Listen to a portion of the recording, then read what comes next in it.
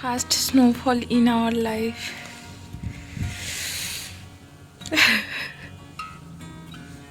Just wow.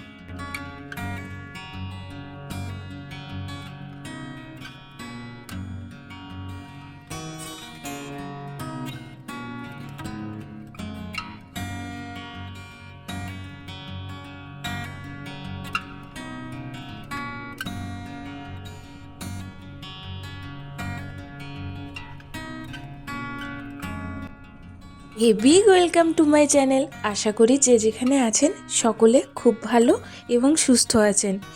আমরাও ভীষণ ভালো আছি। আর আজকের এই মুভমেন্টটি আমাদের মনে আরও আনন্দ এনে দিয়েছে। আগের দিন রাতেই ফোনে স্নো অ্যালার্ট দেখাচ্ছিল একটা লম্বা সময়ের জন্য। ঘড়িতে তখন সকাল 8টা আর অনুভব হচ্ছে হাড় কাঁপানো ঠান্ডা। জানালার পর্দা সরাতেই সেই দৃশ্য। এই বছরের প্রথম স্নোফল আর first snowfall in our life. সাদা পালকের মতো ঝরে পড়ছে স্নো, আর পেঁজা তুলোর মতো চারদিকে বিছিয়ে যাচ্ছে। তার সাথে হাড় হিম ঠান্ডা। এ এক স্বর্গীয় অনুভূতি।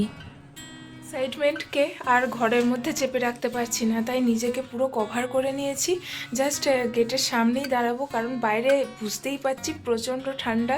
বাইরে যাওয়ার মানে আমার কোনো ক্ষমতা নেই, তো নিজেকে পুরো প্যাক করে নিয়েছি। চলুন নিচেই যাওয়া যাক, সামনে থেকে দেখি, একটু স্পর্শ তো করি। এই স্নোফলকে সঙ্গী করেই পর চলেছে ডিউটির পথে, আর সে জাস্ট যাওয়ার সাথে সাথেই শুরু হলো আরও তীব্রভাবে। রকমের স্নোফল হচ্ছে, just look at the view. Oh my god.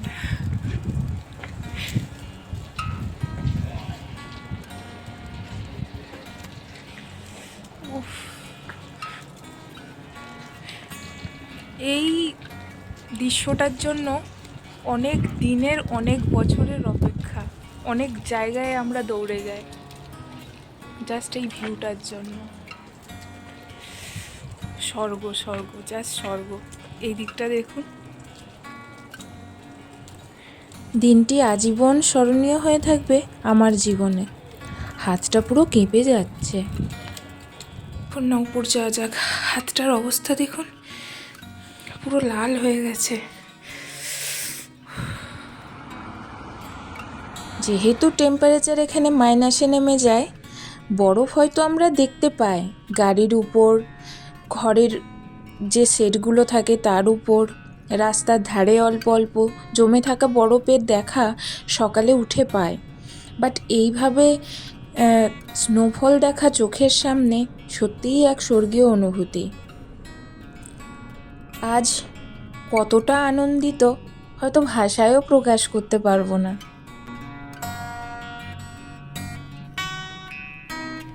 বিষয়টিকে আরও ভালোভাবে অনুভব করতে পেরেছিলাম, তার কারণ এটি লম্বা সময় ধরে চলেছিল, 6 ঘন্টা ধরে। সাথে সাথে দেখা মিলেছিল প্রকৃতির এক অপরূপ রূপ, যেই রূপকে সচরাচর আমরা দেখতে পাই না। চেনা পথ, চেনা জায়গাকে আজ যেন লাগছে একেবারে নতুন। এমন সুন্দর শৈল্পিক তুষারপাত যেন সত্যিই করেই প্রকৃতিকে দিয়েছে একটা অন্য মাত্রার রূপমাধুর্য। আর চোখের সামনে চাক্ষুষ এই রূপমাধুর্যকে একটু একটু করে কুড়িয়ে নেওয়ার সৌভাগ্য আমার হয়েছে ইউনিভার্সিটি যাওয়ার পথে। এই প্রত্যেকটা বরফের বিন্দু বিন্দু পালকের স্পর্শ যেন প্রকৃতিকে সাজিয়ে তুলছে একটু একটু করে অন্য মাত্রা দিয়ে। তার এই শ্বেত শুভ্র বরফপাত যেন প্রতিটা ছত্রে সাজিয়ে রেখে প্রকৃতিকে বলতে চাইছে, আমি তোমায় বরফের শুভ্রতায় সাজিয়ে তুলেছি এক অন্য মাত্রার রূপমাধুর্যে। আমাদের বাড়ির সামনের যে জায়গাটা আপনাদের রেগুলার আমি দেখাই, আজকে জাস্ট ভিউটা দেখুন। এর মধ্যে আরও একটি জিনিস লক্ষ্য করার মতো, এত তীব্রভাবে স্নোফল হওয়া সত্ত্বেও এরা কিন্তু দেখুন সময় মতো কাজে চলে এসেছে। সামনের জায়গাটা চারদিকটা রেলিং দিয়ে ঘেরার জন্য চলছে তারই কাজ। দুপুর 12টা বাজতে চলল। কন্টিনিউ একভাবে স্নোফল হওয়ায় রাস্তার উপরও একটা লেয়ার তৈরি হয়ে গেছে। বাইরের দৃশ্য দেখা অনেক হলো, চলুন ঝটপট এবার ঘরের কাজগুলো সেরে ফেলি।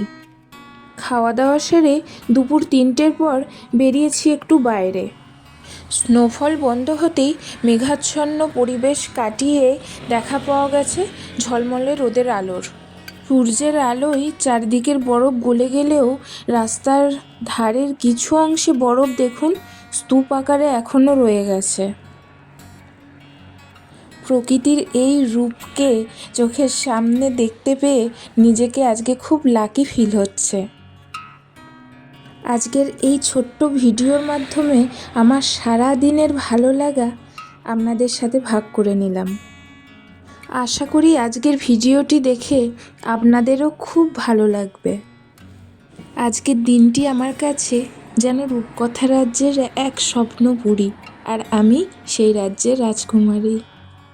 সবাই ওদিক থেকে ফিরছে, ইনফ্যাক্ট বাচ্চাগুলোকেও দেখলাম হাতের মধ্যে অনেকটা করে বরফ নিয়ে খেলা করতে করতে নিজেদের মধ্যে বাড়ি ফিরছে। পড়ন্ত বিকেলের সূর্যের শেষ আলোয় চারিদিকটা ভরে উঠেছে এক অপরূপ শোভায়। ভিডিওটি ভালো লাগলে একটা লাইক করে দেবেন, চ্যানেলের সাথে জুড়ে থাকবেন।